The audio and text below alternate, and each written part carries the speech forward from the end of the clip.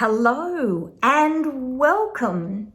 If you're looking to connect with your tarot deck, then you've come to the right place, because today we are going to be taking a deep dive into the King of Cups. This is a video in a whole series of videos that I have done right back, starting with Zero the Fool and working my way all the way through the deck. It's been huge. We're still going. And we are looking at each card individually. I didn't want to put all the cards into, I didn't want to put all the fours together and all the fives together in the minor arcana.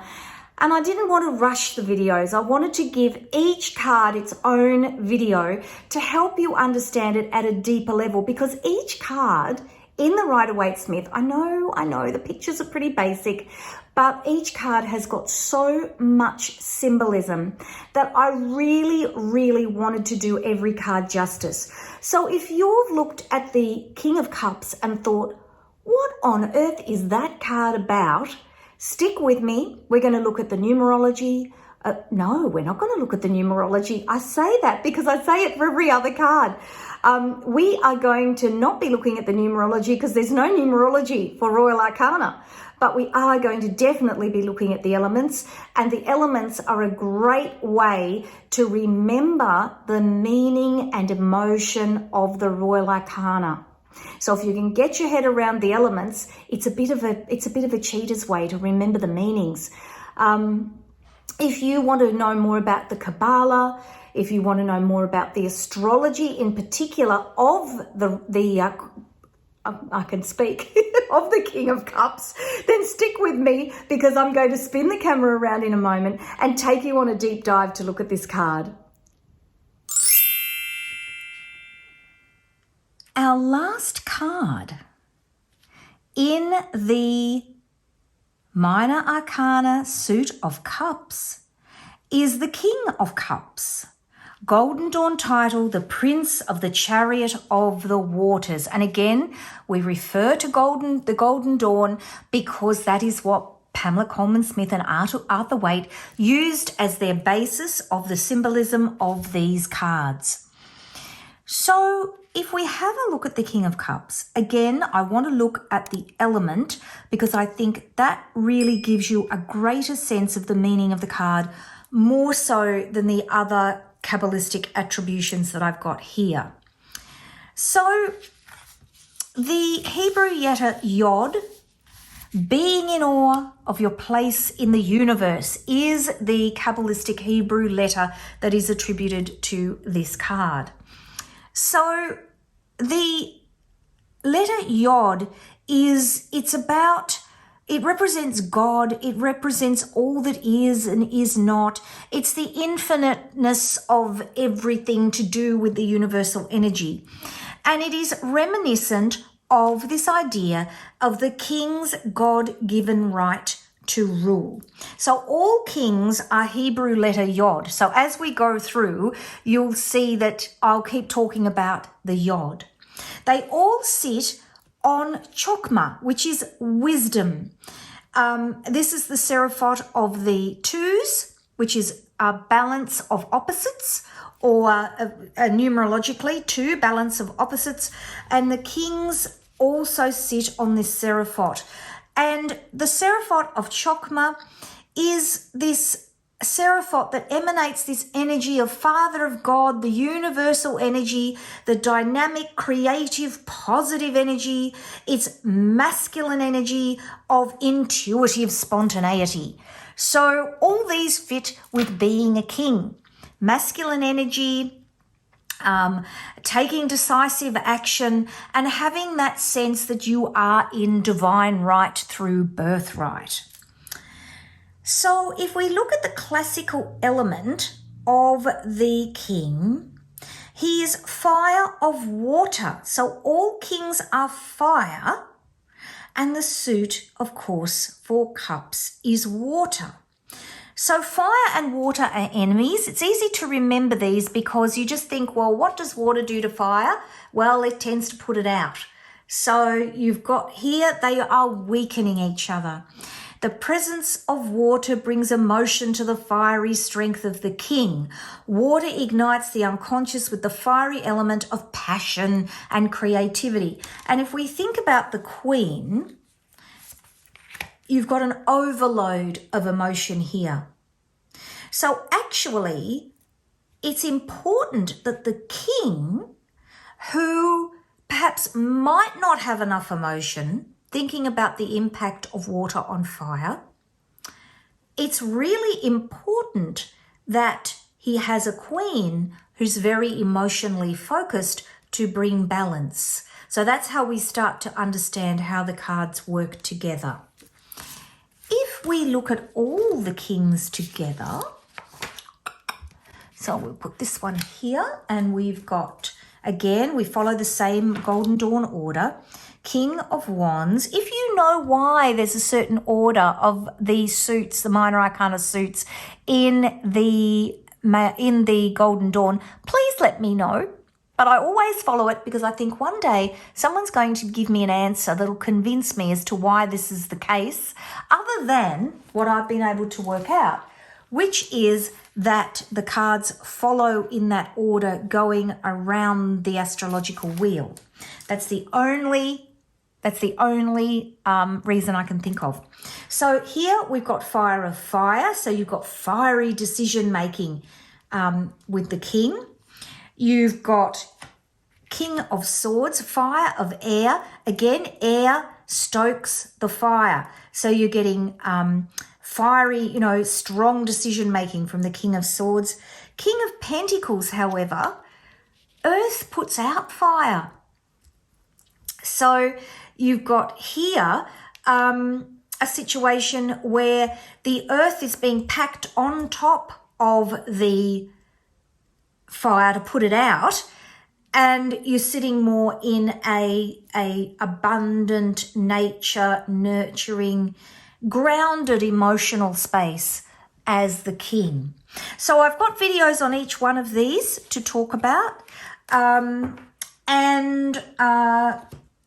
we're focusing mainly on the King of Cups today. And I think I might do some videos where I actually talk about the cards in sets, numerological sets and things like that.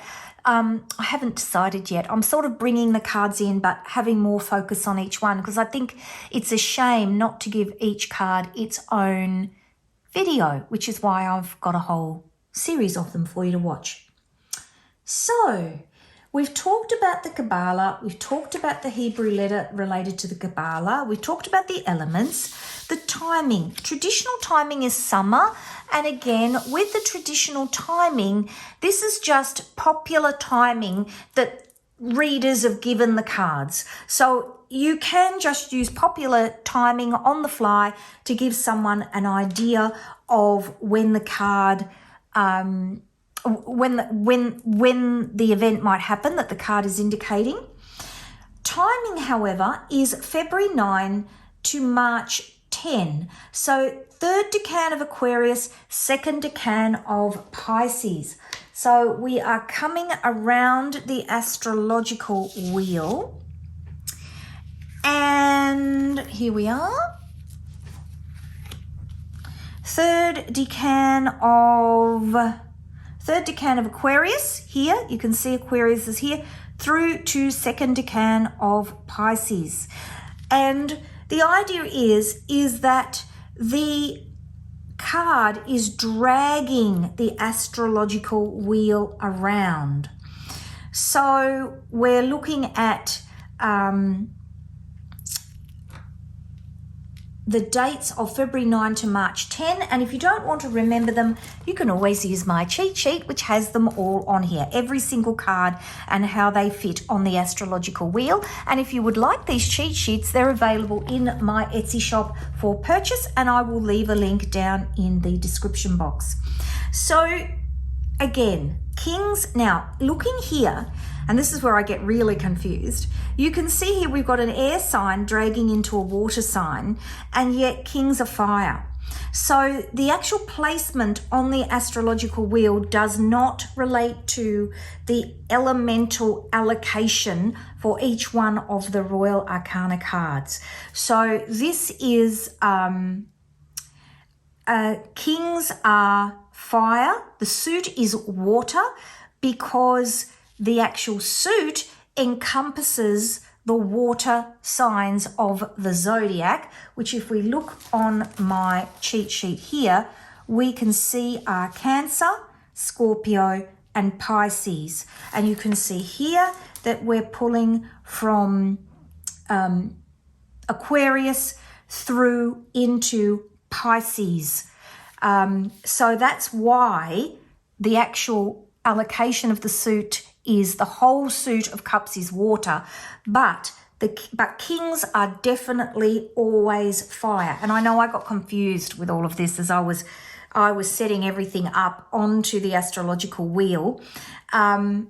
It's to do with, the allocations are to do with understanding the deeper meaning of the card rather than their placement on the astrological wheel, and because I actually don't think things always fit. So there's that. So that is the King of Cups. Let's have a look at some of the symbolism on the card. Now again, we're repeating the symbolism of the fish, which is emotional happiness. Fish can even be a symbol of luck, but it's more, I think, in this card to do with emotional happiness. And you can see here that the symbol of the fish is repeated up here on the top of the throne, with the cherubs turning into mermaids. You've got fish on the robe of the knight, and you've got the Page of Cups gazing at the fish in the cup. So it's creativity, it's intuition, it's happiness, and of course, you know, it's luck. They're a beautiful symbol. Fish are a lovely symbol. And the fish pendant around the king's neck is symbolic of the ability to express feelings and deeply felt needs.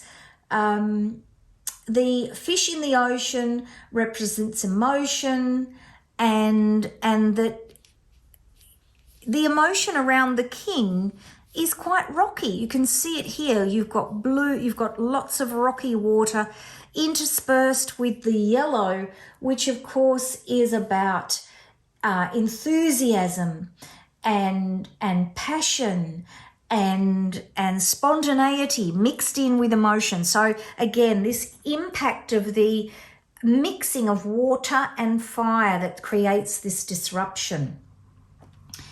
The king sits again with an open posture. He's got his arms on each one of the, sitting outwards, resting on the arms of the throne. His legs are slightly apart. This means that he's ready to receive the emotions of the world. His cup is in his right hand. That represents alertness and the ability to understand the needs of the other and himself. The scepter in his left hand is the ability to make clear decisions. Usually we see the king with the orb and the scepter, so holding the world and the scepter giving him the authority to make the decisions of the world. But here he's holding a cup, so we've got a focus there of understanding the emotions of the world. The ship on the ocean is indicating that the king can cope with the rocky emotions of the world and of life, that the ship is out there on that rocky sea, but it's managing to cope. Again, blue robes represent emotion, a grey throne, again steadfastness, but grey sky indicating that there is some confusion there. We know that grey sky means confusion, and again that is relating back to this idea of water and fire together to give that disruption. The red on his crown, again, is about passion, as well as the red on his cape. This is passionate action, along with this yellow, which is about enthusiasm and intuition, and sort of showing here that this is a king of emotion, But he's a king of fiery emotion. We're going back to the meaning of this card. This idea that he's not necessarily in his compassion. And this is why it's so important to have this queen that has almost an overabundance of emotion, water, the suit being water and the queen being allocated water. So a doubling of emotion to counteract this king who can be a little bit impulsive. So again, reading the Royal Arcana is complex. I tend to teach it as you can read the emotion that's in front of you, or you can read it as a person coming into the querent's life. It really is up to you how you decide to read this card. I just love the symbolism in the cards, and I find when you understand that symbolism, it really does make the cards come alive, and it helps you. It just gives you another tool to remember the meaning. Probably the main focus I would have is for you to look at this and think, who in my life has fiery emotion that is like the King of Cups? And that will really help you remember. Or when in my life do I feel fiery emotion in myself that makes me like the King of Cups? And that can be a really helpful way to put a hook of meaning that's much deeper than just parroting off the meaning of the card, which will make it really hard for you to remember when you come to read. So that is the end of our cups, but it's not the end of the series of videos, because our next journey will be through the suit of swords, the minor arcana suit of swords. I will see you in the next video. Take care. Don't forget to like, subscribe, and hit that notifications bell. I know I drive you crazy saying it, but if I don't say it, you don't do it.